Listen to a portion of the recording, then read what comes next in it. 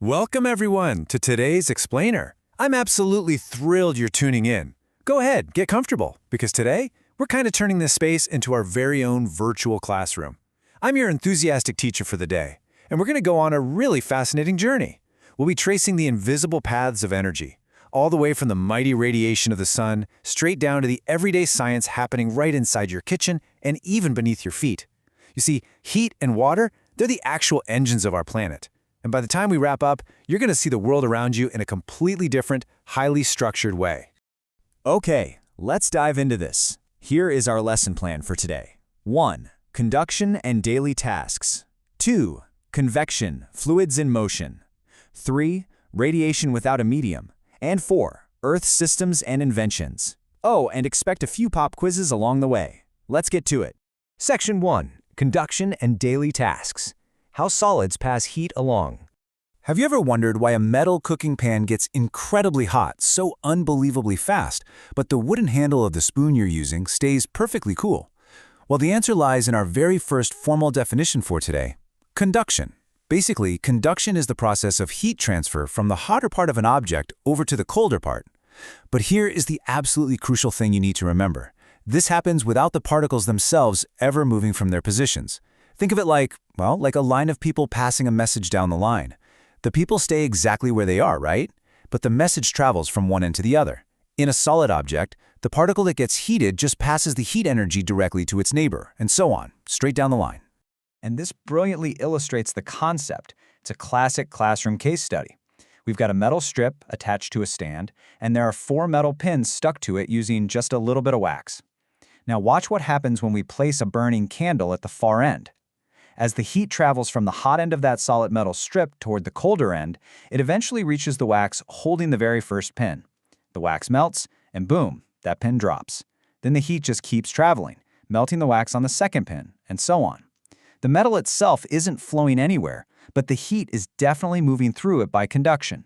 So this brings us to why we use totally different materials for different jobs in our daily lives. We basically group materials into 2 main camps based on this exact science. Materials like metals, think aluminum or iron, they allow heat to pass through them super easily. These are our good conductors, which is exactly why we make frying pans out of them. It just makes sense. On the flip side, materials like glass, wood, clay, porcelain, they're poor conductors. We also call them insulators. They do not let heat pass easily. And this is exactly why you want your cozy cup of hot tea served in a clay or porcelain mug. The mug literally traps the heat, preventing it from escaping so your drink stays perfectly hot for much longer.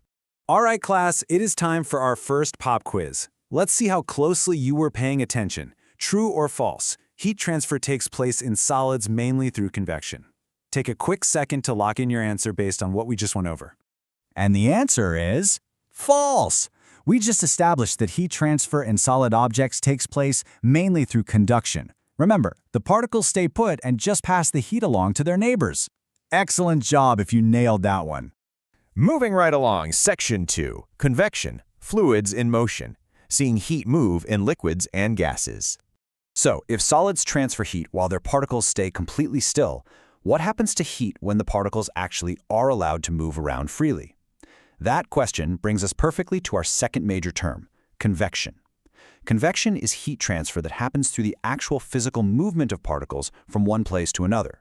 This is the primary way heat travels in liquids and gases. You see, because the particles in water or air aren't locked into a rigid structure like they are in a metal pan, they can physically relocate, and they take their thermal energy right along with them. Now, what's really interesting about this next slide is that we can actually visualize this invisible process. In this beaker, which is half filled with water, there's a candle placed right below the center. If we drop a single grain of potassium permanganate, which creates this really bright streak of color right into the middle, watch what happens. As the water at the bottom gets heated by the candle, it expands, it becomes lighter, and it actually rises straight up the middle. At the exact same time, the comparatively cooler, heavier water on the outer edges of the beaker sinks down to replace it. This creates this beautiful, continuous looping flow called the convection current. The color completely visualizes the actual movement of the fluid particles transferring the heat. It's really cool to see. Time for pop quiz number 2. Let's apply this beaker experiment to the entire planet. What massive daily coastal phenomenon is caused by warm air rising over the hot land during the day, which then draws in cooler, heavier air from the sea to replace it? Any guesses? The answer is a sea breeze. This is a massive, real-world convection current. During a hot day, the land heats up much faster than the ocean water, so the air above the land warms, expands, and rises, literally just like the colored water in our beaker. Then the cooler air from the ocean sweeps in to take its place. This is exactly why houses built in coastal areas are brilliantly designed with their windows facing the ocean. They're taking full advantage of the science of convection to stay cool. Which brings us to Section 3, Radiation without a medium, how the sun's heat reaches us. Okay, so we've talked about heat moving through solid metals and heat riding along moving currents of water and air. But what if there is no metal, no water, and no air? What if there's absolutely nothing? Our third core concept is radiation. This is heat transfer from a hot object that does not require any material medium whatsoever to travel. Remember, conduction needs particles to touch, convection needs fluids to flow. Radiation, it needs zero physical material acting as a bridge. It can literally travel right through the empty vacuum of space. And this is precisely how the intense heat of the sun actually manages to reach us here on Earth. But hey, radiation isn't just about the sun. It impacts choices we make every single morning, like what we wear. Light-colored clothes reflect most of the radiant heat that falls on them. That's why we naturally reach for whites and light colors to stay comfortable during those hot summer days. Conversely, dark surfaces are absolutely fantastic at absorbing radiant heat. So a dark-colored jacket is pretty much your best friend when you want to absorb as much warmth as possible during a freezing winter. All right, here comes Pop Quiz 3, and it's a bit of a curveball. Imagine a few ice cubes just sitting in a simple dish on a table. After a while, obviously, they melt into water. But since there's no stove turned on or anything, where exactly do the ice cubes get the heat they need for this transformation? The answer is from their surroundings. It's really easy to think only a roaring fire or the sun radiates heat. But the truth is, all objects are constantly exchanging heat with their surroundings through the process of radiation. Even the room temperature walls and the table itself are radiating enough heat to gradually melt those ice cubes. Let's move to Section 4 and see how this builds. Earth systems and inventions. Heat transfer driving nature and innovation. Now we're going to take the strict rules of heat transfer we just learned and see how they actually power massive global natural systems and how clever humans have engineered survival around them. But first, we need to visualize the water we can't see. When rain hits the Earth, a lot of it undergoes a process called infiltration. Basically, this is surface water seeping deep down into the ground. It eventually gets stored in the tiny pore spaces of underground sediments and rock formations. These deeply hidden water-storing layers of rock are called aquifers. And aquifers are really just one stop on an incredible planetary-scale journey called the water cycle. And guess what? It is driven entirely by heat transfer. It all begins with the sun's radiation traveling through empty space to heat our oceans and lakes, causing the liquid water to evaporate into gas. Then, through convection, this warm water vapor rises up into the atmosphere, where it eventually cools and condenses into clouds. Next comes precipitation, sending rain and snow back down to us. Finally, that water flows into oceans, or it infiltrates down into those ground aquifers we just talked about. It's this beautiful, endless loop driven by physics. But honestly, what I love most is how communities use this very science to survive in extreme environments. Take the freezing upper Himalayas, for example. They use a traditional heater called a bukhari. It's an iron stove that burns wood or charcoal and has a long chimney pipe. The amazing thing is, it brilliantly uses all three types of heat transfer at once. The flat iron top uses conduction for cooking, the hot smoke rising out the chimney pipe, that's convection, and the hot iron stove itself radiates heat to warm the room.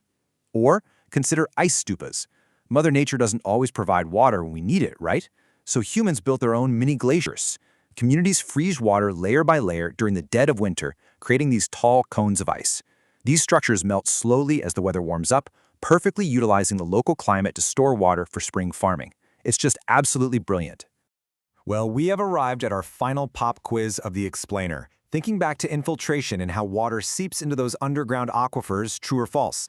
Areas packed tightly with clay materials allow more seepage of water than areas filled with sandy materials.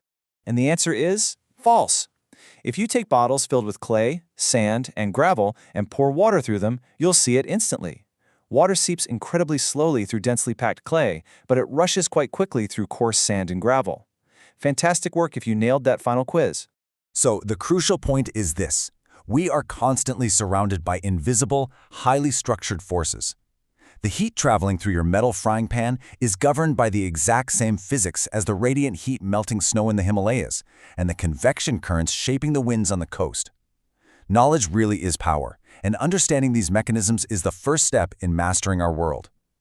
Now that you can see these invisible forces at work, how will you use the science of heat transfer in water to build a smarter, more innovative future? Keep asking questions, keep learning, and I'll catch you in the next explainer.